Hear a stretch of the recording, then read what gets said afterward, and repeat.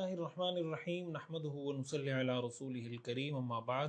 سیرت النبی صلی اللہ علیہ وسلم کا آج ہمارا سبق نمبر 57 ہے، لیکچر نمبر 57 ہے، اور ہم نے پچھلے سبق میں بیعت عقبہ اولیٰ کے بارے میں پڑھا تھا کہ منی کی گھاٹی کے اندر رسول اللہ صلی اللہ علیہ وسلم کے ہاتھ پر جن 12 صحابہ نے بیعت کی تھی، پہلے 6 صحابہ آئے، پھر وہ جب تشریف لے گئے اگلے سال حج کے موقع پر 12 حضرات آئے اور حضور علیہ الصلاۃ والسلام کے ہاتھ پر بیعت کی۔ 6 چیزوں کی بیعت کی کہ شرک نہیں کریں گے، چوری نہیں کریں گے، زنا نہیں کریں گے، اور اولاد کو قتل نہیں کریں گے، گھڑ گھڑ کر لوگوں پہ تہمتیں نہیں لگائیں گے، اور کسی معروف اور اچھے کام میں اللہ کے رسول کی مخالفت نہیں کریں گے۔ یہ بیعت کر کے جب یہ حضرات جانے لگے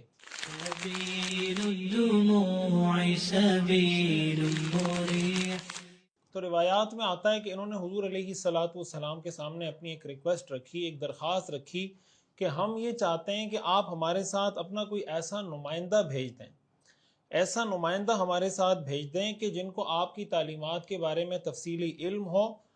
اور ایک روایت سے یہ معلوم ہوتا ہے کہ انہوں نے وہاں پہنچ کر یہ خط لکھا تھا، اور ایک روایت سے یہ معلوم ہوتا ہے کہ وہاں پہنچ کر انہوں نے حضرت معاذ بن عفراء اور حضرت رافع بن مالک رضی اللہ عنہما کو باقاعدہ بھیجا تھا حضور علیہ الصلاۃ والسلام کے پاس کہ آپ ہمارے پاس مکہ مکرمہ سے اپنا کوئی ایسا ساتھی بھیجیں، ایسا کوئی نمائندہ، اپنا ایسا کوئی سفیر، ریپریزنٹیٹیو بھیجیں جو ہمیں یہاں دین کے مسائل سکھا اور سمجھا سکے۔ حضور علیہ الصلاۃ والسلام نے اس عظیم اور مبارک مشن کے لیے جس صحابی کا انتخاب کیا، اس صحابی کا نام ہے حضرت مصعب بن عمیر رضی اللہ تعالی عنہ۔ کیا کمال کی شخصیت پائی تھی، کیا کمال کے صحابی ہیں، اور حضور علیہ الصلاۃ والسلام کا کیا حسن انتخاب ہے۔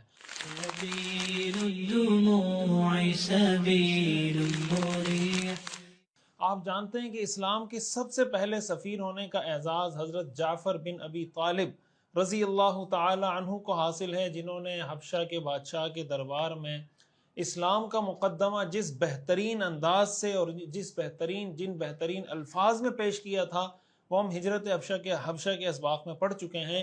یہ حضور علیہ الصلاۃ والسلام کے دوسرے سفیر تھے جو اس عظیم دعوتی، تعلیمی، تربیتی، سفارتی مشن پر حضور علیہ الصلاۃ والسلام کی طرف سے روانہ ہو رہے تھے۔ حضور علیہ الصلاۃ والسلام نے حضرت مصعب بن عمیر رضی اللہ تعالیٰ عنہ کو ہدایات دیں، ان کو بتایا کہ ان کو جا کر قرآن بھی پڑھائیں، اسلام کی تعلیم بھی دیں، اور ساتھ ساتھ دین کے ضروری مسائل بھی ان کو سکھائیں۔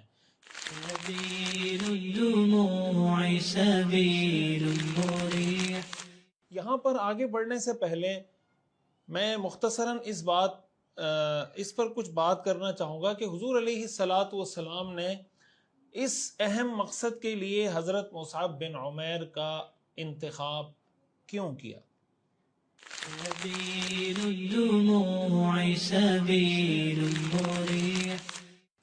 حضرت مصعب بن عمیر رضی اللہ تعالیٰ عنہ کے بارے میں کچھ تفصیل آپ پہلے پڑھ چکے ہیں کہ حضرت مصعب بن عمیر السابقون الاولون میں سے ہیں، یہ ان صحابہ میں سے ہیں جو بالکل ابتدا میں اسلام لائے تھے۔ اور دوسری بات یہ ہے کہ ان کو قرآن کریم بہت اچھی طرح یاد تھا، جتنا قرآن اب تک نازل ہو چکا تھا یہ اس کے حافظ تھے، اور ان کو یہ بھی پتا تھا اس لیے کہ السابقون الاولون میں سے ہیں تو ان کے علم میں تھا کہ قرآن کی کون سی آیت کب کس موقع پر کہاں نازل ہوئی، یہ سب بھی یہ جانتے تھے۔ حضور علیہ الصلاۃ والسلام یثرب کی طرف ایک صحابی کو بھیج رہے ہیں، تقریباً 500 کلومیٹر دور ہے، تو ظاہر ہے حضور علیہ الصلاۃ والسلام نے ایک ایسے صحابی کا انتخاب کرنا تھا جن کو دین کے مسائل کا، قرآنی آیات کا، اس کی تفصیلات کا علم ہو، تاکہ وہاں جا کر وہ صحیح رہنمائی کر سکیں۔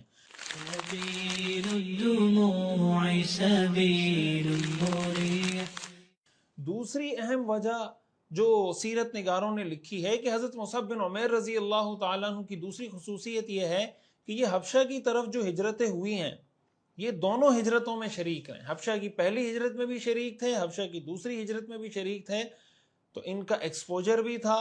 یہ ایک پردیسی ملک کے اندر رہ چکے تھے، وہاں کے حالات دیکھ چکے تھے، وہاں کیسے سروائیو کرنا، ان سارے تجربات سے یہ گزر چکے تھے۔ تو حبشہ تو ایک غیر عرب ملک ہے، مدینہ اور یثرب کا جو علاقہ تھا یہاں تو عرب قبائل آباد تھے. جب حضرت مصعب بن عمیر رضی اللہ تعالیٰ عنہ حبشہ جیسے ملک میں سروائیو کر کے آ چکے تھے تو یہ ایک بہترین انتخاب اس لیے بھی تھے کہ ان کا ایکسپوجر تھا، ان کا تجربہ تھا، ایکسپیرینس تھا، یہ آلریڈی ٹریول کر چکے تھے. حضور علیہ الصلاۃ والسلام نے ان کا انتخاب کیا.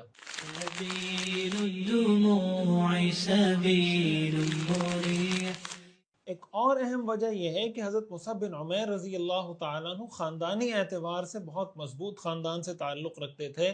یہ قبیلہ بنو عبد الدار سے تعلق رکھتے تھے. یہ وہ قبیلہ ہے جن کے پاس بیت اللہ کی، خانہ کعبہ کی چابی ہوتی تھی. اور آپ خود ہی اندازہ لگا لیں کہ جس قبیلے کے پاس بیت اللہ کی چابی ہوتی تھی اس قبیلے کی اور اس قبیلے کے لوگوں کی معاشرے میں، بالخصوص عرب معاشرے میں کتنی عزت ہوتی تھی. اس لحاظ سے خاندانی طور پہ بڑے مضبوط اور نامی گرامی خاندان سے تعلق رکھتے تھے. پیسے کی اگر بات کریں تو یہ بات ہم پہلے پڑھ چکے ہیں کہ بہت مالدار گھرانے سے تعلق رکھتے تھے، قیمتی لباس پہنتے تھے. ان کو لوگ ان کی خوشبو سے پہچانتے تھے. جس راستے سے گزر جاتے تھے کافی دیر تک ان کی خوشبو لوگ محسوس کر کے پہچانتے تھے کہ یہاں سے مصعب گزرے ہیں. ان کے بارے میں رسول اللہ صلی اللہ علیہ وسلم نے ارشاد فرمایا تھا: ما رأيت بمکة احدا احسن لمة ولا ارق حلة ولا انعم نعمة من مصعب بن عمیر. آپ علیہ الصلاۃ والسلام نے فرمایا میں نے مکہ میں مصعب بن عمیر سے زیادہ خوبصورت زلفوں والا، بہترین لباس والا اور لگژری لائف اسٹائل والا کوئی بندہ نہیں دیکھا. یہ ان کا لائف اسٹائل تھا کہ حضور علیہ الصلاۃ والسلام فرما رہے ہیں کہ ان سے زیادہ لگژری لائف اسٹائل میں نے کسی شخص کا مکہ میں نہیں دیکھا.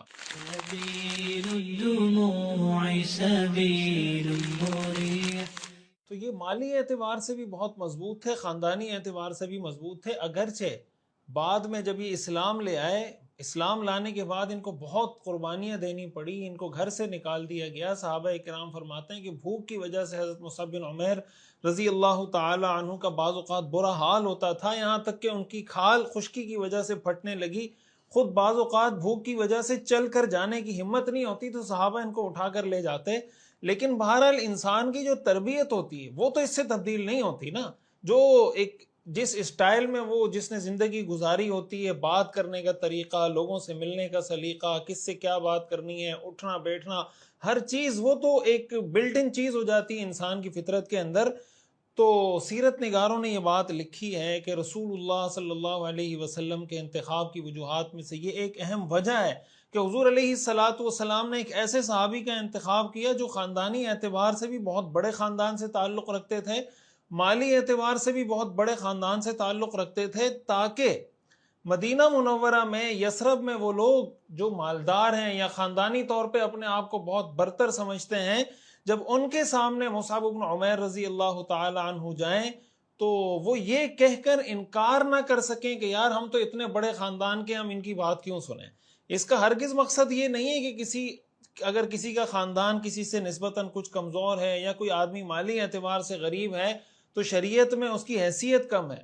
اللہ کی نظر میں ان اکرمکم عند اللہ اتقاکم، کہ اللہ کی نظر میں سب سے زیادہ عزت والا وہ ہے جو سب سے زیادہ تقوی والا ہو، چاہے وہ غریب ہو چاہے وہ امیر ہو.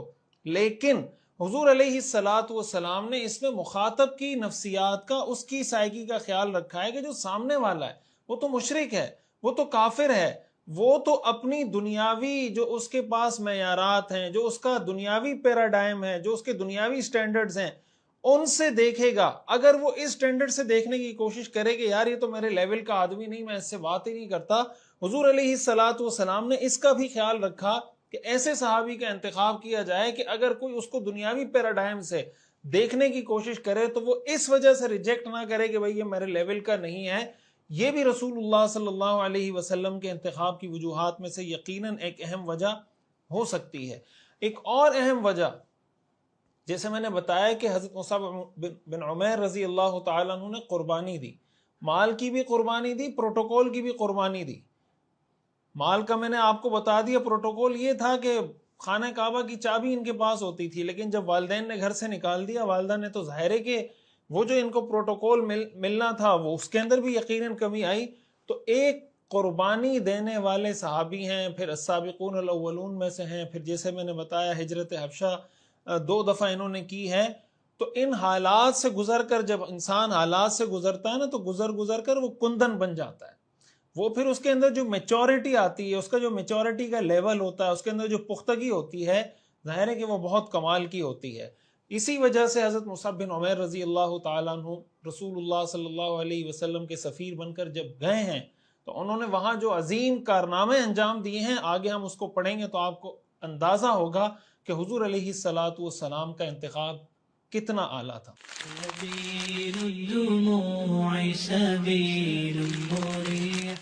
حضرت مصعب بن عمیر رضی اللہ تعالیٰ عنہ جب یثرب تشریف لے کر گئے تو وہاں پر ان کا جو قیام تھا، ان کا جو سٹے تھا، وہ حضرت اسعد بن زرارہ رضی اللہ تعالیٰ عنہ کے پاس تھا. حضرت مصعب کی عمر اس وقت تقریباً 35 تھی اور حضرت اسعد بن زرارہ کی عمر اس وقت تقریباً 30 کے لگ بھگ تھی. یعنی ایک کی عمر 30 سال، ایک کی عمر 35 سال، اور یہ ان کی بڑی شاندار جوڑی بن گئی.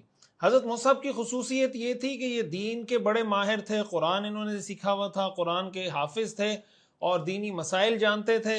حضرت اسعد بن زرارہ یہ قبیلہ خزرج میں بہت ایک شاندار ان کی حیثیت تھی. خزرج قبیلے کے اندر ان کو وہاں کے قبائل کا پتہ تھا کہ کون کس قبیلے کا سردار ہے، اس کی کیا حیثیت ہے. وہاں کے آپ یہ کہہ لیں کہ جو اس کی جغرافیائی صورتحال کہہ لیں یا جو اس کی گراؤنڈ ریالٹی ہے، زمینی حقائق ہیں، اس سے بہت اچھی طرح واقف تھے.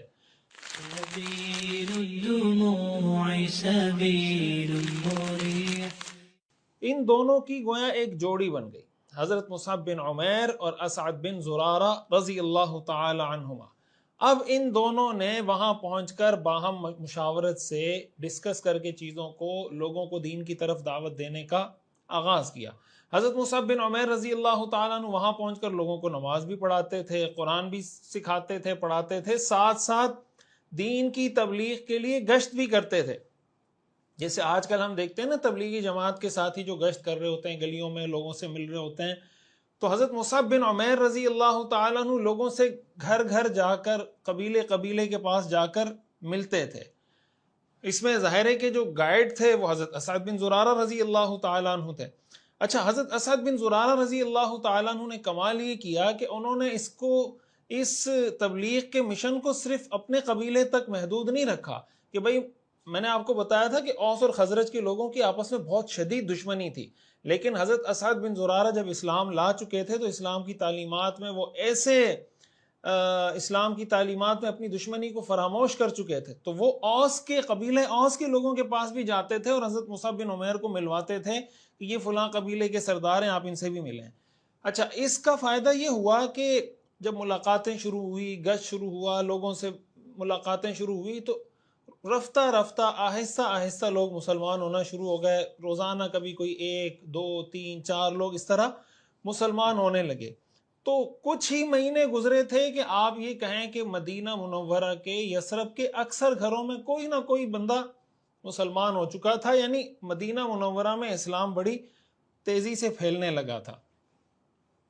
اس موقع پر 2 شخصیات ایسی ہیں جنہوں نے اس کے اندر ایک انقلابی ریولوشنری کردار ادا کیا ہے ان کے اسلام لانے کے واقعے نے. یعنی جب وہ مسلمان ہوئے ہیں تو اس سے ایک گویا انقلاب برپا ہوا ہے مدینہ منورہ کے اندر. ان 2 شخصیات کے اسلام کا واقعہ یہاں ذکر کرنا ضروری معلوم ہوتا ہے. ایک شخصیت ہیں حضرت اسید بن حضیر اور دوسرے ہیں حضرت سعد بن معاذ. اسید اور سعد رضی اللہ تعالی عنہما، یہ دونوں قبیلہ اوس کی ایک شاخ ہے، بنو عبد الاشہل، یہ اس کے سردار ہیں دونوں. اور جیسے میں نے بتایا کہ یہ لوگ بت پرست تھے، تو یہ اسید بن حضیر اور سعد بن معاذ یہ بھی مشرک تھے، بت پرست تھے.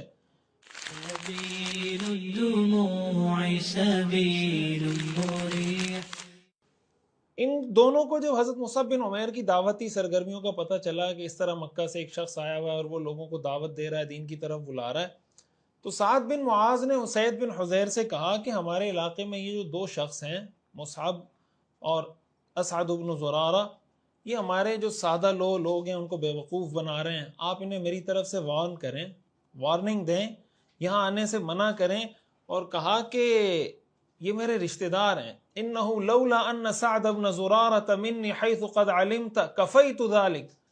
آپ کو پتہ ہے ہوا ابن خالتی، وہ میری خالہ کا بیٹا ہے، میرا خالہ زاد ہے، اگر یہ میرا اس کے ساتھ رشتہ نہیں ہوتا اسعد بن زرارہ کو، میں جا کے خود نمٹ لیتا اس سے. تو آپ جا کے ذرا ان کو کہیں کہ بھائی اپنا یہ جو مہم شروع کی ہوئی ہے اس کو بند کریں. اسید بن حضیر نے اپنا نیزہ اٹھایا اور چل پڑے. جب وہاں پہنچے حضرت اسعد بن زرارہ کے پاس، اسید بن حضیر کو دیکھا اسعد بن زرارہ رضی اللہ عنہ نے دور سے آتے ہوئے، تو حضرت مصعب سے کہا کہ یہ جو شخص آپ کی طرف آ رہا ہے یہ اپنی قوم کا سردار ہے، جب آ ہی رہا ہے تو آپ اس کو بھی دین کی دعوت دے دی تھی. حضرت مصعب نے فرمایا اگر یہ آ کر بیٹھ جاتا ہے تو میں ضرور ان سے بات کروں گا. تو جب اسید بن حضیر پہنچے ہیں، بات کرنے لگے، جھاڑ پلانے لگے کہ تم لوگوں کو گمراہ کر رہے ہو، یہ کر رہے ہو، وہ کر رہے ہو، فلاں فلاں، جیسے ایک دشمنی میں بات کی جاتی ہے. اور اگر تمہیں اپنی جان عزیز ہے، تمہیں اپنی جان سے محبت ہے تو فوراً یہاں سے نکل جاؤ ورنہ بہت برا ہوگا تمہارے ساتھ.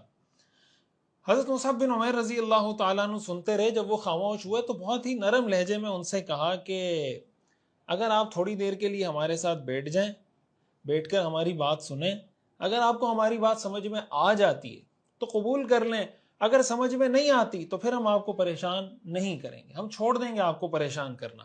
اسید بن حضیر نے کہا یہ تو آپ نے بڑی انصاف کی بات کی، اس میں کوئی ایسی بات نہیں. انہوں نے اپنا نیزہ گاڑا، بیٹھ گئے. حضرت مصعب بن عمیر رضی اللہ تعالیٰ عنہ نے اسلام کی جو بیسک تعلیمات ہیں وہ ان کو بتائیں، قرآن کریم کچھ پڑھ کر سنایا. اسید بن حضیر خاموشی میں چلے گئے، سن رہے ہیں، سنتے چلے جا رہے ہیں. اسعد اور مصعب رضی اللہ عنہما یہ فرماتے ہیں واللہ لعرفنا فی وجہہ الاسلام قبل ان یتکلم فی اشراقہ وتسہلہ. اللہ کی قسم ہم نے اس کی پیشانی میں اسلام کا نور دیکھ لیا تھا، ہم پہچان گئے تھے کہ یہ آدمی مسلمان ہو جائے گا. ابھی اس نے منہ سے کچھ بولا نہیں تھا لیکن ہم پہچان گئے تھے کہ یہ مسلمان ہو جائے گا، اس لیے کہ جس نرمی سے وہ ہم سے پیش آ رہے تھے، جس نرمی سے وہ بات کر رہے تھے، ہم پہچان گئے تھے کہ انہوں نے مسلمان ہونا ہے. تو یہ جب سنا تو اسید بن حضیر کہنے لگے ما احسن هذا الکلام واجملہ، یہ کیا شاندار، کیا بہترین کلام تم نے سنایا، مجھے اس دین میں داخل ہونے کا طریقہ بتائیے. تو انہوں نے کہا کہ آپ غسل کریں، صاف کپڑے پہنیں، اللہ کی وحدانیت، رسول اللہ صلی اللہ علیہ وسلم کی رسالت کی گواہی کے کلمات کہیں، 2 رکعت نماز پڑھیں تو آپ مسلمان ہو جائیں گے. اسید بن حضیر رضی اللہ تعالیٰ عنہ نے غسل کیا، صاف کپڑے پہنے، کلمہ پڑھا اشہد ان لا الہ الا اللہ وحدہ لا شریک لہ واشہد ان محمدا عبدہ ورسولہ، اور مسلمان ہو گئے. اسلام قبول کرنے کے بعد حضرت اسید بن حضیر رضی اللہ تعالیٰ عنہ نے صرف اسلام قبول نہیں کیا بلکہ جس کو کہتے ہیں نا کہ اسلام قبول کرتے ہی اس مشن کا حصہ بن گئے، فوراً دعوتی مشن کا حصہ بن گئے.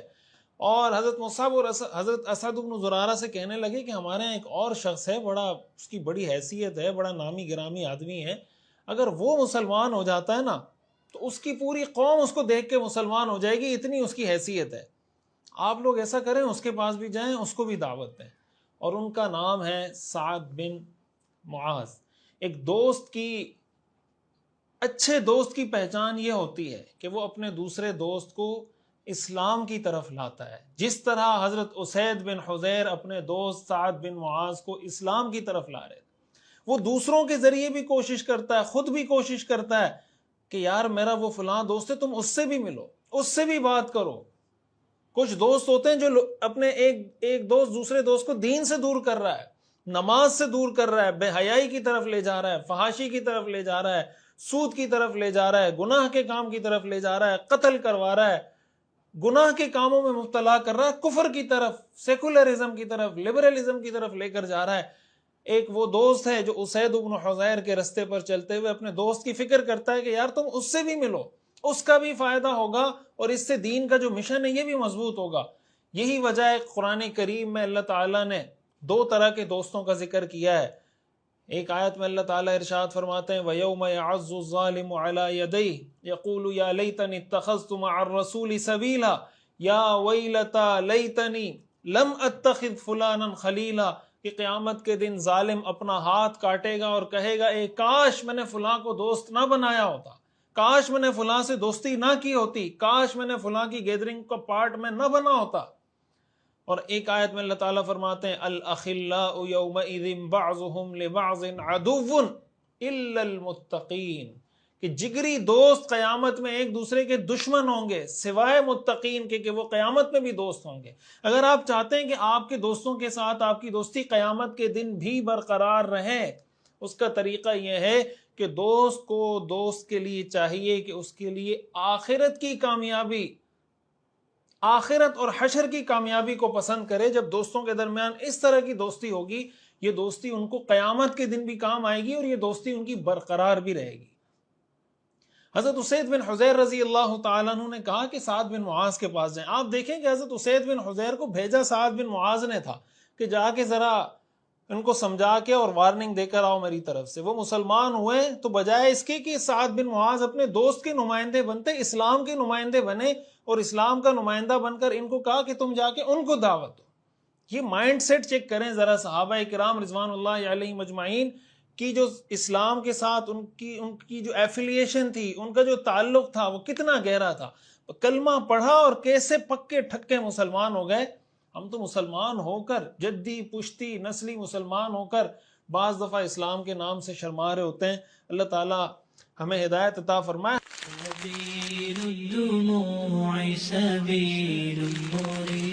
حضرت اسید بن حضیر رضی اللہ تعالیٰ عنہ نے اپنا نیزہ اٹھایا اور سعد بن معاذ نے بھیجا تھا، ان کی طرف چلے گئے۔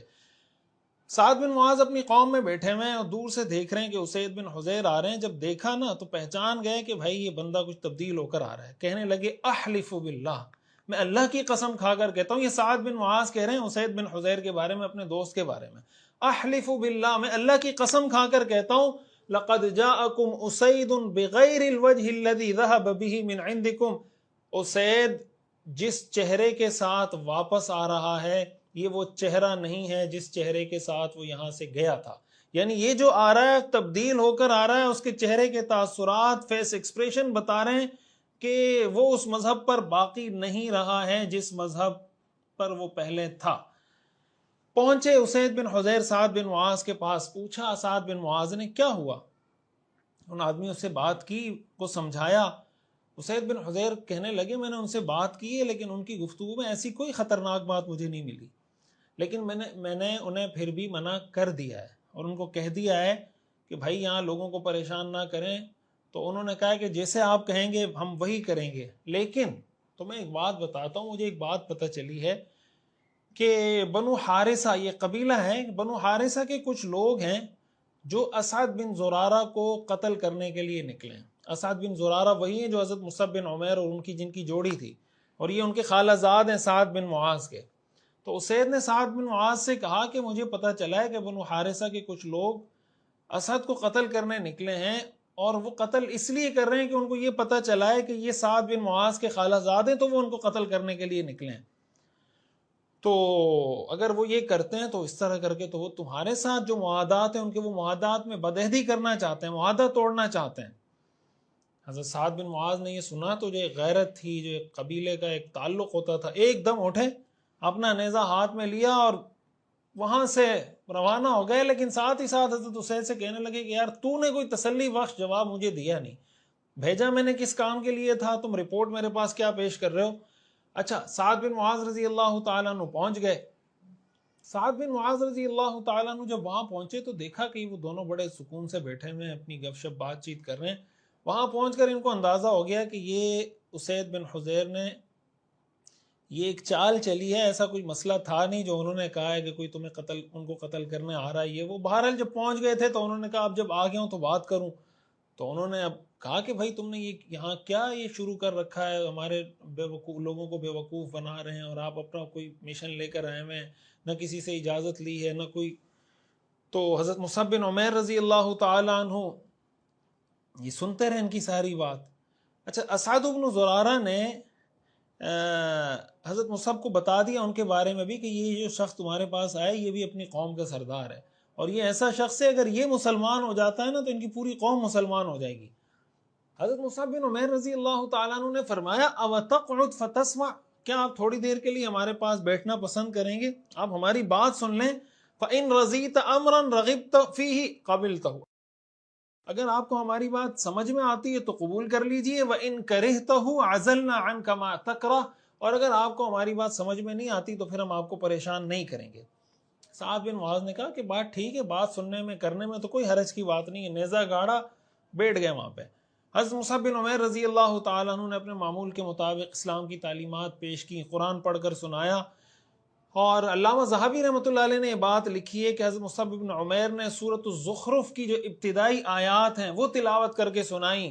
حامیم والکتاب المبین انا انزلناہ قرآنا انا جعلناہ قرآنا عربیا لعلکم تعقلون، کہ قسم ہے کھول کھول کر بیان کر دینے والی کتاب کی، ہم نے اسے عربی زبان میں اتارا، عربی قرآن اتارا تاکہ تم اسے سمجھ سکو.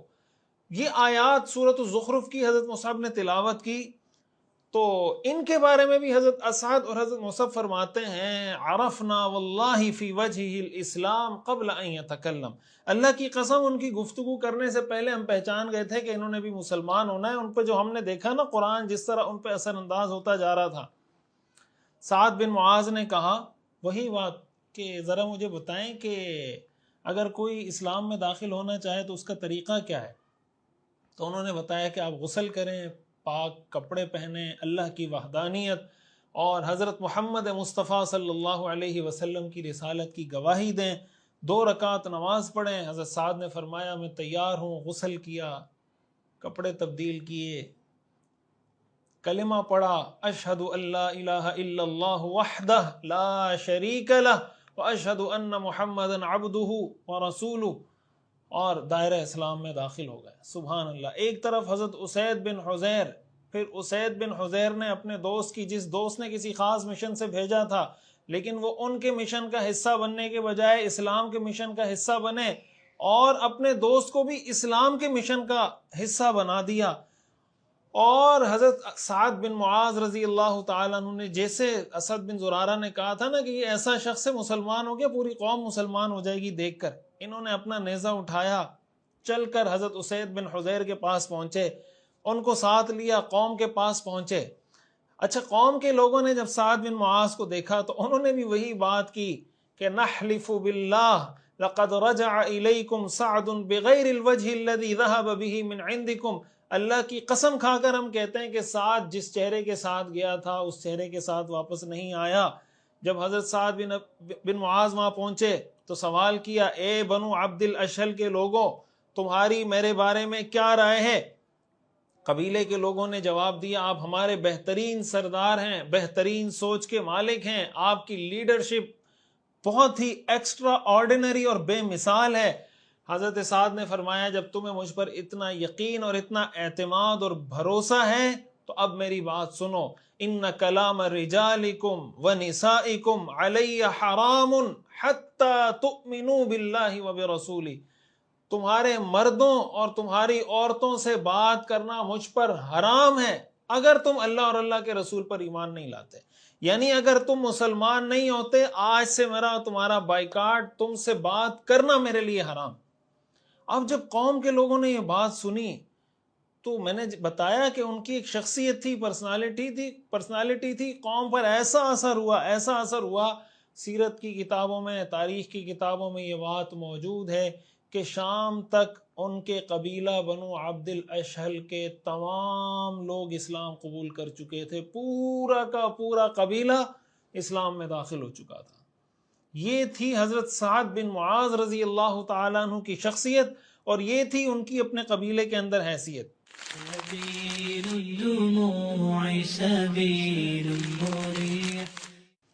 ایک شخص ہے جس کے بارے میں آتا ہے کہ اس قبیلے کے وہ شخص مسلمان نہیں ہوئے، ان کا نام تھا اسیرم، ان کا پورا نام تھا عمرو بن ثابت.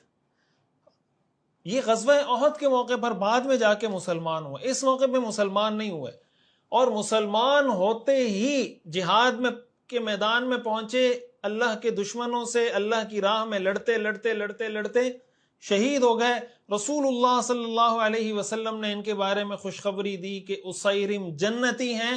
حضرت ابو ہریرہ رضی اللہ تعالیٰ عنہ لوگوں سے پوچھا کرتے تھے کہ مجھے بتاؤ وہ کون شخص ہے جس نے زندگی بھر کوئی ایک نماز نہیں پڑھی لیکن وہ جنتی ہے؟ جب کوئی جواب نہیں ملتا تو فرماتے وہ بنو عبد الاشہل کے اسیرم عمرو بن ثابت ہیں رضی اللہ تعالی عنہ. یہ وہ صحابی ہیں جنہوں نے ایک نماز نہیں پڑھی، غزوہ احد کے موقع پہ مسلمان ہوئے، کلمہ پڑھا، جنگ میں گئے، شہید ہو گئے، اور رسول اللہ صلی اللہ علیہ وسلم نے جنتی ہونے کی بشارت دی تھی. اس لیے کہا جاتا ہے، حدیث میں آتا ہے نا، انما الاعمال بالخواتیم، اعمال کا دار و مدار خاتمے پر ہے. حدیث میں آتا ہے ان احدکم لیعمل بعمل اہل الجنہ حتی ما یکون بینہ وبین الجنة الا ذراع فیسبق علیہ الکتاب فیعمل بعمل اہل النار فیدخلها. کہ بعض اوقات ایسا ہوتا ہے کہ انسان ساری زندگی شریعت پر، دین پر عمل کرتا رہتا ہے، عمل کرتا رہتا ہے، عمل کرتا رہتا ہے، یہاں تک کہ اس کے اور جنت کے درمیان ایک گز کا فاصلہ رہ جاتا ہے. مرتے مرتے کوئی ایسا کام کرتا ہے کہ مرتے ساتھ ہی جہنم کا ایندھن بنتا ہے. اور آپ نے فرمایا وَإِنَّ أَحَدَكُمْ لَيَعْمَلُ بِعَمَلِ أَهْلِ النَّارِ. کچھ لوگ ہوتے ہیں جو ساری زندگی جہنم والے کام کرتے ہیں، یہاں تک کہ ان کے اور جہنم کے درمیان ایک گز کا فاصلہ رہ جاتا ہے کہ مرے گا اور سیدھا جہنم میں جائے گا، لیکن مرتے مرتے کوئی ایسا کام کر جاتا ہے، کوئی ایسی بات کہہ جاتا ہے کہ مرتے ساتھ ہی اللہ تعالیٰ اس کو جنت میں داخل کر دیتے ہیں.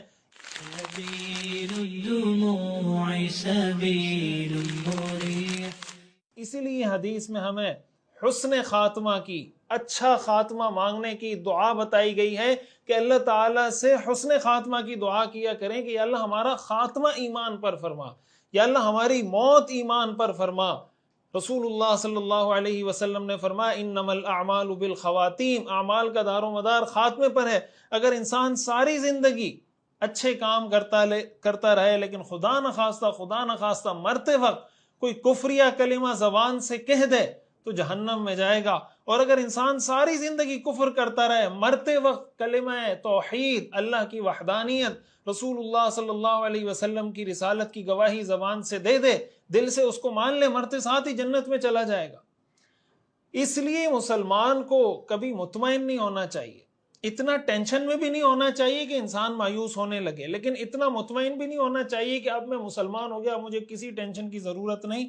بھائی کچھ پتہ نہیں کس کا کیسا خاتمہ ہو، اس لیے اللہ سے ہمیشہ یہ دعا مانگنی چاہیے اور ہمیشہ اللہ سے ڈرتے رہنا چاہیے. علماء نے لکھا ہے کہ جوانی میں انسان پر خوف، اللہ کا خوف غالب ہونا چاہیے، اور بڑھاپے میں اس پر امید غالب ہونی چاہیے. جب جوانی ہو نا، ڈرتے رہنا چاہیے، ڈرتے رہنا چاہیے، اور جب بڑھاپا آ جائے پھر خوف کو کم کر کے امید والا پہلو غالب رکھنا چاہیے کہ انشاءاللہ اللہ میری مغفرت کرے گا اور میرا خاتمہ ایمان پر ہوگا. بہرحال حضرت اسیرم رضی اللہ تعالی عنہ یہ وہ صحابی ہیں کہ جنہوں نے ایک نماز نہیں پڑھی لیکن جنتی ہیں. اس سے معلوم ہوا جس کا خاتمہ ایمان پر ہوگا وہ جنت میں جائے گا. اس لیے کہا جاتا ہے کہ گناہ سے نفرت کرنی چاہیے، گناہگار سے نہیں کرنی چاہیے. بالکل اس طرح جیسے ایک مریض سے ہم نفرت نہیں کرتے، بیماری سے نفرت کرتے ہیں. اگر کسی کو کوئی بیماری ہے تو ہم اس بیماری سے نفرت کرتے ہیں، بیمار سے نہیں. بیمار تو قابل رحم ہوتا ہے. جو شخص گناہوں کی زندگی گزار رہا ہے وہ نفرت کے قابل نہیں، وہ رحم کے قابل ہے کہ اس پہ ترس کھایا جائے. وہ بیمار ہے، اس پہ شفقت کی جائے. ہمارے ہاں بعض دیندار سمجھے جانے والے لوگ ان سے نفرت کرنا شروع کر دیتے ہیں، ان کو دور کرنا شروع کر دیتے ہیں. تو بھائی اگر ڈاکٹر یہ کہے کہ میں مریض کے قریب نہیں جاؤں گا تو بھائی یہ ڈاکٹر کیسا؟ ڈاکٹر کا تو کام ہی ہے کہ مریض کے پاس جائے. تو دیندار لوگ، علماء، صلحاء، نیک لوگ اگر یہ کہیں کہ ہم گناہگاروں سے نہیں ملیں گے، کافروں سے نہیں ملیں گے، تو بھائی آپ کا تو کام ہی یہ تھا کہ ان سے ملتے کہ وہ مریض ہیں اور آپ ان کے مرض کا علاج کرتے. اس طریقے سے ان سے نفرت کرنا یہ اسلام کا طریقہ نہیں ہے، سیرت کا طریقہ نہیں ہے. بہرحال حضرت سعد بن معاذ رضی اللہ تعالیٰ عنہ کا یہ جو واقعہ ہے اس میں ہمارے لیے بہت سے دروس ہیں، اور اوس و خزرج کے قبیلے کے لوگ جو مسلمان ہوئے اس کے اندر بھی بہت سے اسباق ہیں.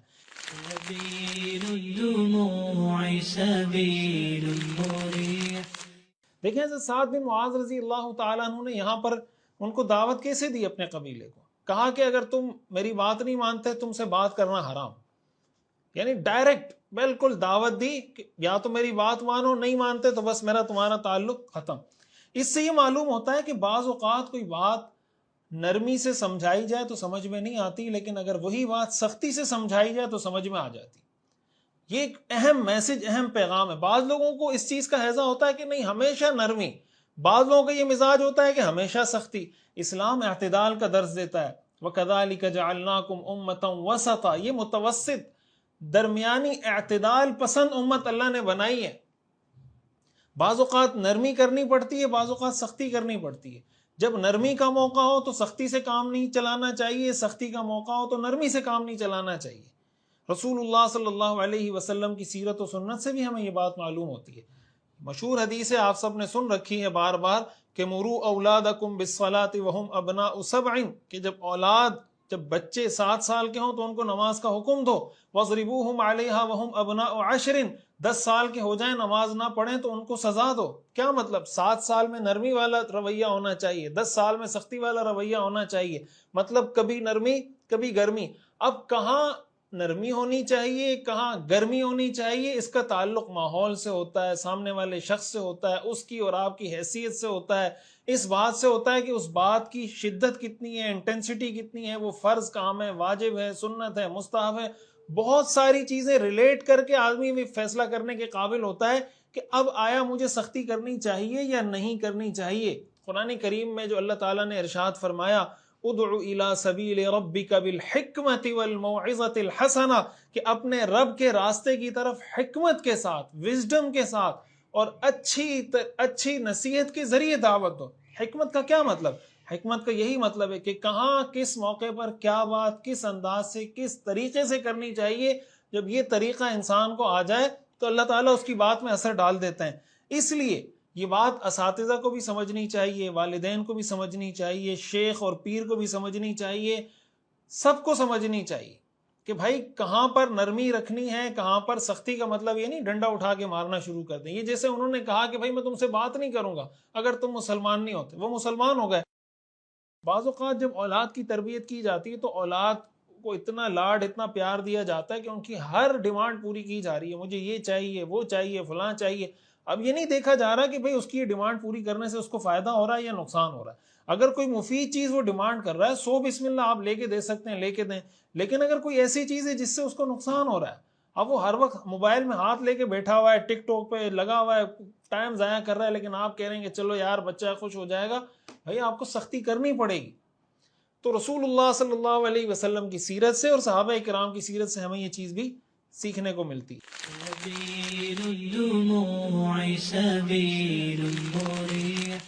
اسی موقع پر ایک بات میں یہ بھی عرض کر دوں، عام طور سے بعض اوقات جب کوئی جذباتی قسم کے موٹیویشنل اسپیکر ہمارے سامنے آتے ہیں نا تو وہ یہ بات کہنا شروع کر دیتے ہیں کہ کب تک آپ مکی زندگی پہ عمل کرتے رہیں گے، مدنی زندگی کو بھی دیکھیں، اس میں جہاد تھا، یہ تھا وہ تھا، آپ مکی زندگی میں جناب تزکیہ کریں، لوگوں کی اصلاح کریں، یہ وہ ان چیزوں میں پڑے ہوئے۔ تو اس بات کو اچھے طریقے سے سمجھیں، یہ بہت بڑی کنفیوژن ہے جو پیدا کی جاتی ہے۔ دیکھیں مکی زندگی اور مدنی زندگی کا کیا مطلب ہے۔ مکی زندگی کا کیا یہ مطلب ہے کہ حضور علیہ الصلوۃ والسلام نے 13 سال مکہ میں دعوت دی تو ہم 13 سال اس طرح دعوت دیں گے، پھر حضور علیہ الصلوۃ والسلام نے 10 سال جو کیا 10 سال ہم وہ کریں گے؟ کیا اس کا یہ مطلب ہے؟ اس کا یہ مطلب تو کوئی بھی نہیں لیتا نا کہ 13 سال یہ پھر 10 سال یہ پھر 13 سال یہ پھر 10 سال یہ پھر 13 سال یہ پھر 10، یہ مطلب تو اس کا کوئی بھی نہیں لیتا، کوئی بھی اس کا یہ مطلب نہیں لیتا۔ جو آپ کو یہ بھی کہہ رہا ہوگا نا کہ مدنی زندگی آپ کب اختیار کریں گے، وہ بھی جب آپ کے سامنے بات کرے گا تو کہے گا میرا 100 سال کا پلان ہے، 100 سال کے بعد میں یہ کروں گا۔ تو بھائی جو آپ 100 سال کا پلان بنا رہے ہیں حضور علیہ الصلوۃ والسلام کی تو 13 سالہ مکہ میں زندگی ہے۔ یہ اصل میں مکہ اور مدینہ کی جو زندگی ہے اس میں ہمارے لیے درس اس بات کا ہے کہ آپ ماحول کو دیکھ کے بات کریں۔ جو میں کہہ رہا ہوں ادع الی سبیل ربک بالحکمہ، آپ دیکھیں کہاں پر مکہ والا ماحول ہے، مکہ والے ماحول کے مطابق بات کرنی چاہیے، کہاں پر مدینہ والا ماحول ہے۔ مدینہ منورہ میں رسول اللہ صلی اللہ علیہ وسلم نے جو جہاد کیا، ریاست مدینہ قائم کی، آگے ہم اس کو پڑھیں گے، تو مدینہ منورہ میں رسول اللہ صلی اللہ علیہ وسلم نے جہاد مسلمانوں سے کیا تھا یا مشرکین اور یہودیوں سے کیا تھا؟ وہ جہاد مشرکین سے تھا، یہودیوں سے تھا۔ ایون کہ جو منافقین تھے، منافقین کا جو سردار تھا عبداللہ بن ابی بن سلول رئیس المنافقین، اس کو بھی حضور علیہ الصلوۃ والسلام نے نہیں چھیڑا۔ آپ کا جو ٹارگٹ تھا وہ مشرک اور یہودی تھے۔ ہمارے ہاں بعض اوقات مدینہ کی زندگی کو بنیاد بنا کر مسلمانوں کو آپس میں لڑا دیا جاتا ہے، یا مسلمانوں کے خلاف بغاوت پر اکسا دیا جاتا ہے، جس کا الٹیمیٹلی نقصان مسلمانوں کو ہوتا ہے. تو یہ جو بات کی جاتی ہے کہ کب تک مکہ کی زندگی پر عمل کرتے رہیں گے، یہ بات اچھے طریقے سے یاد رکھیں. مکہ کی زندگی کا مطلب یہ کہ جہاں جیسا ماحول ہو آپ کو اس طریقے سے بات کرنی چاہیے. آپ کو اگر گراؤنڈ تیار کرنے میں 100 سال لگ رہے ہیں 100 سال لگائیں، 200 سال لگ رہے ہیں 200 سال لگائیں. ہم اس بات کے مکلف ہیں کہ سیرت کے مطابق ماحول کو دیکھ کے کام کریں، نتیجے کے مکلف ہم نہیں ہیں. سبيل الدموع سبيل مريح.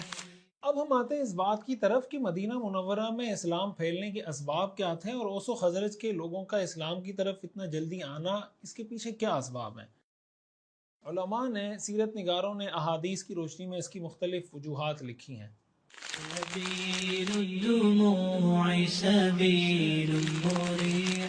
جو پہلی بہت اہم وجہ ہے سیکھنے کی، اور اس میں ہمارے لیے بہت اہم میسج اور پیغام ہے کہ اوس و خزرج کے جو لوگ تھے نا، یہ نرم مزاج لوگ تھے. جیسے دل کی سختی ہوتی ہے نا، شقاوت، قسوت قلب، دل پتھر بن جاتا ہے، ایسے لوگ نہیں تھے، نرم مزاج لوگ تھے. اور جیسے میں نے شروع میں بتایا تھا کہ یہ وہ لوگ ہیں جو یمن سے آئے تھے. جب وہاں کا ڈیم ٹوٹا، قوم سبا پر جب عذاب آیا تو لوگ مختلف جگہوں پہ آباد ہو گئے تھے. یہ یمن سے آ کے مدینہ منورہ میں، یثرب میں آ کے آباد ہو گئے تھے. رسول اللہ صلی اللہ علیہ وسلم نے یمن کے لوگوں کے بارے میں فرمایا تھا، اتاکم اہل الیمن، تمہارے پاس یمن کے لوگ آئے ہیں. جب یمن سے کچھ لوگ آئے تھے، ہم اضعف قلوبا وارق افئدۃ، کہ یہ بڑے نرم دل اور بڑے رحم دل لوگ ہیں. اور آگے آپ نے فرمایا الایمان یمان والحکمت یمانیہ، کہ ایمان تو یمن کے لوگوں کا ایمان ہے اور حکمت تو یمن کے لوگوں کی حکمت ہے. اب یہ یہاں جو میں بات اصل میں ہائی لائٹ کرنا چاہ رہا ہوں وہ یہ کہ رسول اللہ صلی اللہ علیہ وسلم یمن کے لوگوں کے بارے میں فرما رہے ہیں کہ یہ بہت نرم دل اور نرم مزاج کے لوگ ہیں. یہ انصاری صحابہ جو تھے نا، یہی اوس و خزرج کے لوگ تھے جن کو انصار کہا جاتا ہے. ان کے بارے میں قرآن کریم میں آتا ہے نا، والذین تبوؤوا الدار والایمان، جنہوں نے مدینہ کو گھر بنا لیا تھا اور ایمان لا چکے تھے. یحبون من ہاجر الیہم، وہ ہجرت کرنے والے مہاجرین سے محبت کرتے تھے. ولا یجدون فی صدورہم حاجہ، اور اپنے دل میں اس مال کی کوئی حاجت نہیں پاتے تھے. وَيُؤْثِرُونَ عَلَىٰ أَنفُسِهِمْ وَلَوْ كَانَ بِهِمْ خَصَاصَةٌ، اور اپنی ذات پر یہ مہاجرین کو ترجیح دیتے ہیں اگرچہ انہیں خود سخت ترین ضرورت ہو، پھر بھی یہ دوسروں کو ترجیح دیتے ہیں. وَمَن يُوقَ شُحَّ نَفْسِهِ فَأُولَٰئِكَ هُمُ الْمُفْلِحُونَ، اور جو کوئی اپنے نفس کے لالچ سے بچا لیا گیا وہی کامیاب ہے. اس سے کیا معلوم ہوتا ہے کہ انصار کے لوگوں کے دلوں کی گواہی اللہ تعالیٰ دے رہے ہیں کہ اتنے نرم دل ہیں، اتنے لوگوں پہ ترس کھانے والے ہیں، رحم دل ہیں کہ اپنی ضرورت قربان کر کے دوسرے کی ضرورت پوری کرتے ہیں.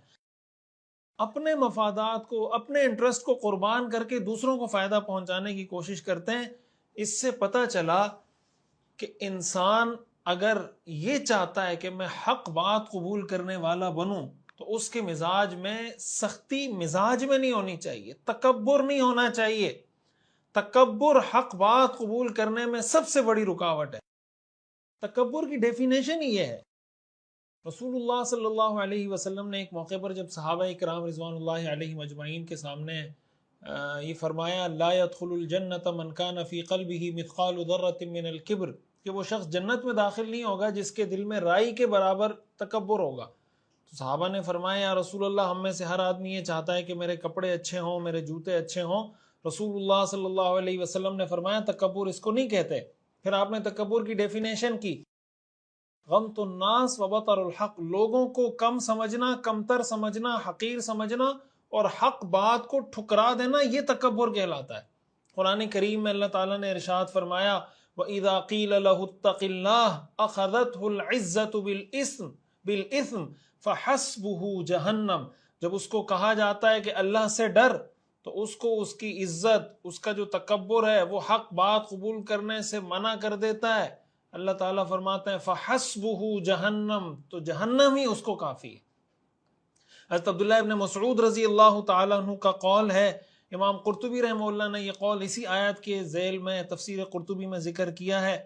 حضرت عبداللہ ابن مسعود نے فرمایا ان من اعظم الذنب عند اللہ ان يقال للرجل اتق اللہ فیقول علیک بنفسک، اللہ کی نظر میں بہت بڑا گناہ ہے یہ کہ جب کسی شخص سے کہا جائے اتق اللہ، اللہ سے ڈر، تو وہ آگے سے کہے علیک بنفسک، تم اپنی پرواہ کرو، مجھے چھوڑ دو۔ یہ نرم مزاجی وہ چیز ہے، وہ صفت ہے جو انسان کو اچھی بات، حق بات قبول کرنے پر آمادہ کرتی ہے۔ رسول اللہ صلی اللہ علیہ وسلم نے فرمایا من حرم الرفق حرم الخیر، جو نرمی سے محروم کر دیا گیا وہ ہر طرح کی خیر سے محروم کر دیا گیا۔ جس کے مزاج سے نرمی نکل گئی اس کے گھر سے، اس کے سسٹم سے ہر طرح کی خیر نکل جائے گی۔ بعض لوگ ایسے ہوتے ہیں جو کہتے ہیں ہم پہ کسی کا کوئی بیان اثر نہیں کرتا، ہم پہ کوئی تقریریں اثر نہیں کرتی، بہت تقریریں سن لی، اب ہم پہ تقریریں وقریریں اثر نہیں کرتی۔ بھائی یہ کوئی فخر کی بات نہیں ہے، ڈرنے کی بات ہے، اللہ سے توبہ کرنے کی بات ہے کہ آپ کا دل نصیحت پروف ہو گیا ہے، قرآن پروف ہو گیا ہے، حدیث پروف ہو گیا ہے، سیرت پروف ہو گیا، دین کی کوئی بات اثر نہیں کر رہی اور ہم فخر کر رہے ہیں۔ بعض اوقات لوگ جب کسی کی بات سننا شروع کرتے ہیں نا تو اس کو ایک ٹیکنیکل طریقے سے جج کرنے کی کوشش کر رہے ہوتے ہیں کہ یہاں پہ یہ کون سی ٹرک استعمال کر رہا ہے۔ مجھے میرے ایک شاگرد نے بتایا کہ استاد جی مجھ پہ وہ یہ ڈبیٹ وبیٹ میں زیادہ جاتے ہیں تو یہ جو نصیحت وصیت کی باتیں ہوتی ہیں نا وہ بہت زیادہ اثر نہیں کرتی۔ میں نے کہا کیوں؟ کہا میں یہ دیکھ رہا ہوتا ہوں کہ یہاں پہ یہ آدمی رلا رہا ہے، یہ والی ٹرک استعمال کر رہا ہے، یہاں پہ یہ ہنسا رہا ہے، یہ والی ٹرک استعمال کر رہا ہے۔ وہ خدا کے بندو جب تم نصیحت کو بھی اس ٹیکنیکل طریقے سے سوچنے سمجھنے کی کوشش کرو گے، خاک کسی کی نصیحت اثر کرے گی۔ تو صحابہ کرام اوس و خزرج کے لوگوں کی جو خصوصیت تھی کہ وہ نرم مزاجی تھی کہ اللہ کے رسول صلی اللہ علیہ وسلم نے دین کی دعوت دی۔ آپ دیکھیں حضرت اسید بن حضیر کیسے مسلمان ہوئے، کتنی آسانی سے۔ حضرت سعد بن معاذ کتنی آسانی سے مسلمان ہوئے، پھر حضرت سعد بن معاذ کی وجہ سے پورا قبیلہ کتنی آسانی سے مسلمان ہوا۔ اس لیے جب ہم اللہ سے اہدنا الصراط المستقیم کی دعا کرتے ہیں تو ہمیں ساتھ ہی ساتھ اپنے دل کو ہدایت کے لیے تیار بھی رکھنا چاہیے کہ اگر ہدایت کی کوئی بات آ رہی ہے تو ہم اس کو قبول کرنے والے بھی بنیں۔ اگر گلاس کوئی الٹا کر کے رکھ دیں تو اس کا مطلب قبول کرنے کا ارادہ ہی نہیں ہے۔ تو یہ جو مزاج کی سختی ہے، اگر کسی کے مزاج میں سختی ہے اس کو کوشش کرنی چاہیے کہ اپنے مزاج کے اندر نرمی پیدا کرے۔ سبيل الدموع سبيل مريح۔ ایک اور وجہ جو ہمیں حدیث سے معلوم ہوتی ہے اوس و خزرج کے اسلام کی طرف جلد قریب آنے کی، کہ اوس و خزرج کے لوگ آپس میں بہت شدید ان کی جنگیں ہوئی ہیں۔ میں آپ کو بتا چکا ہوں کہ جنگ بعاث ایک جنگ ہے زمانے جاہلیت کی، جس کے بارے میں کہا جاتا ہے 120 سال ہی جنگ جاری رہی ہے، اور اس میں دونوں قبیلوں کے جتنے بڑے سردار تھے تقریباً سب مارے جا چکے تھے۔ تو ایک تو اس کی وجہ سے یہ ہوا کہ جو بڑے بڑے سردار رکاوٹ بن سکتے تھے وہ لوگ موجود نہیں تھے، جن کو اپنی سرداری کا ڈر ہوتا کہ یار اگر اسلام قبول کر لیں گے تو ہماری سرداری کہاں جائے گی۔ آپ جانتے ہیں عبداللہ بن ابی بن سلول موجود تھا، وہ سردار تھا، تو اس نے کیا مشکلات کھڑی کی تھی مسلمانوں کے لیے۔ اللہ تعالیٰ نے حضور علیہ السلام کے لیے جس بستی کا، جس علاقے کا، جس شہر کا انتخاب کیا، وہ ایسی بستی تھی کہ وہ پہلے جنگیں کر کر کے آپس میں تنگ آ چکے تھے ان دشمنیوں سے۔ وہ چاہتے تھے کہ ہم صلح کریں، محبت سے آپس میں رہیں۔ حضرت عائشہ رضی اللہ تعالی عنہا فرمایا کرتی تھی کان یوم بعاث یوما قدمہ اللہ لرسولہ صلی اللہ علیہ وسلم، کہ بعاث کی جو جنگ تھی یہ ایسا ہے گویا اللہ کے رسول کے لیے اللہ نے پہلے سے یہ ایک تمہید اور مقدمے کے طور پر کروا رکھی تھی۔ جب آپ مدینہ منورہ تشریف لائے تو قبائل آپس میں اختلاف اور ٹوٹ پھوٹ کا شکار تھے، کچھ سردار قتل کیے جا چکے تھے، کچھ زخمی تھے۔ تو اللہ تعالیٰ نے اس جنگ کو رسول اللہ صلی اللہ علیہ وسلم پر مقدم کیا تاکہ جب حضور علیہ السلام تشریف لائیں تو وہ مسلمان ہو جائیں۔ اس لیے یہ بھی ایک سبب بتایا جاتا ہے، اور قرآن کریم میں اللہ تعالیٰ نے اس بات کا ذکر کیا ہے کہ جب ان کی دشمنیاں ختم ہوئی ہیں، آپ اندازہ لگا لیں دشمنیاں کیسی تھیں۔ اسلام کی برکت سے یہ ہوا، قرآن میں آتا ہے وَأَلَّفَ بَيْنَ قُلُوبِهِمْ، اللہ نے ان کے دلوں کو جوڑا۔ لو انفقت ما فی الارض جمیعا، اگر آپ دنیا کی ساری دولت خرچ کر دیتے، دنیا میں موجود ساری چیزیں خرچ کر دیتے، ما الفت بین قلوبہم، آپ ان کے دلوں کو نہیں جوڑ سکتے تھے، ولکن اللہ الف بینہم، لیکن اللہ نے ان کے دلوں میں محبت پیدا کی۔ سبیل الدموع سبیل مريح۔ یہ اسلام کا وہ اسلام کا وہ حسن ہے، اسلام کی وہ خوبصورتی ہے، اسلام کی وہ کوالٹی ہے، اسلام کی وہ گہرائی ہے، جب وہ سینوں میں اترتی ہے، جب وہ سینوں پہ دل پہ اثر کرتی ہے تو پھر وہ دنیاوی رشتے، دنیاوی دشمنیاں وہ ختم ہو جاتی ہیں، وہ ایمان کے رشتے میں ایک دوسرے سے جڑ جاتے ہیں۔ اس میں ہمارے لیے بھی درس ہے کہ اگر دو قبیلوں کا، دو بھائیوں کا آپس میں کسی بات پر اختلاف ہو جائے اور بیچ میں کوئی ایسی بات کرنے والا آ جائے جو دین کی بات کرنے والا ہو، انصاف کی بات کرنے والا ہو، اللہ اور اللہ کے رسول کی بات کر کے صلح صفائی کرنے والا ہو، تو پھر اس میں اپنی غیرت نہیں دکھانی چاہیے کہ نہیں مجھ میں ایسی غیرت ہے، میں تو بات نہیں کروں گا، یہ کر دوں گا، وہ کر دوں گا۔ بھائی ہم کلمہ پڑھتے ہیں اللہ کے رسول کا، صحابہ کو کہتے ہیں ہمارے مقتدیٰ پیشوا ہیں، تو صحابہ نے اپنی دشمنیاں بھلائیں یا نہیں بھلائیں؟ آج کسی کا کسی سے زمین پہ تنازع ہو جائے، پوری نسل دوسری نسل سے بات نہیں کرتی، 20 سال 30 سال بات نہیں کرتے۔ یہ وہ زمانہ جاہلیت کی باتیں جن کو ختم کرنے کے لیے اسلام آیا تھا۔ آج کے مسلمان بھی اگر یہ کریں، پھر وہ یہ بھی کہیں کہ ہم مسلمان ہیں، جب ان کو دین کی بات بتائی جا رہی ہے کہ بس کریں، ختم کریں، تو اس صلح صفائی کرنے والے کی بات کو، دین کی بات کرنے والے کی بات کو قبول کرنا چاہیے، جس طرح اوس و خزرج کے لوگوں نے رسول اللہ صلی اللہ علیہ وسلم کی بات کو قبول کیا تھا۔ سبيل الدموع سبيل مريح۔ ایک وجہ سیرت نگاروں نے یہ بھی لکھی ہے کہ اوس و خزرج کے لوگ کسی حد درجے میں اس بات سے واقف تھے کہ اس زمانے میں اللہ کے رسول نے آنا ہے، اگرچہ اس سے بہت اچھی طرح واقف یہود تھے، لیکن بات وہی ہے کہ جب انسان اس بات کا عزم کر لے کہ میں نے حق بات کو قبول نہیں کرنا، تو پھر کوئی چیز اس کو نہیں سمجھا سکتی۔ یہود کے لوگ اوس و خزرج کے لوگوں کو کہتے تھے کہ ایک نبی آئیں گے، ہم ان کے ساتھ مل کر تمہیں عاد و ارم کی طرح ختم کریں گے، نیست و نابود کریں گے۔ یہودیوں سے اوس و خزرج کے لوگ یہ باتیں سنتے رہتے تھے، ان کو پتا تھا کہ ایک نبی نے آنا ہے۔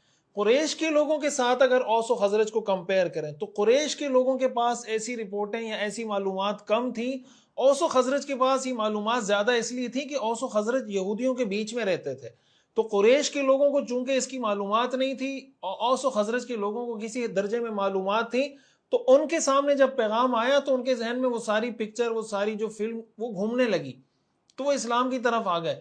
یہودیوں نے کیا کیا؟ قرآن کریم میں آتا ہے نا وَلَمَّا جَاءَهُمْ كِتَابٌ مِّنْ عِندِ اللَّهِ، کہ جب ان کے پاس اللہ کی طرف سے کتاب آ گئی، مصدق لما معهم، جو کتاب ان کے پاس ہے اس کی تصدیق کرنے والی ہے، وَكَانُوا مِن قَبْلُ يَسْتَفْتِحُونَ عَلَى الَّذِينَ كَفَرُوا، اور اس سے پہلے وہ ان کے خلاف فتح مانگتے تھے جنہوں نے کفر کیا۔ فَلَمَّا جَاءَهُم مَّا عَرَفُوا، جب ان کے پاس وہ چیز آ گئی جس کو انہوں نے پہچان لیا، کفروا، تو انکار کر دیا۔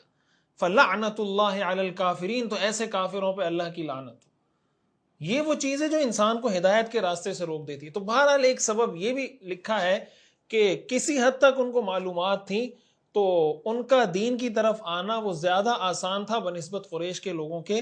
تو خلاصہ کلام آج کی گفتگو کا اگر میں ذکر کروں، آج کے سبق میں جو چیزیں ہم نے پڑھی ہیں اور سمجھی ہیں کہ حضرت مصعب بن عمیر رضی اللہ تعالی عنہ کو حضور علیہ السلام نے یثرب کے لوگوں کی ریکویسٹ پر اپنا سفیر بنا کر، دین کا معلم بنا کر، ان کی تشکیل کر کے، گویا آپ یہ کہہ لیں کہ دوسرے ملک میں بھیج دیا، دوسرے شہر میں بھیج دیا۔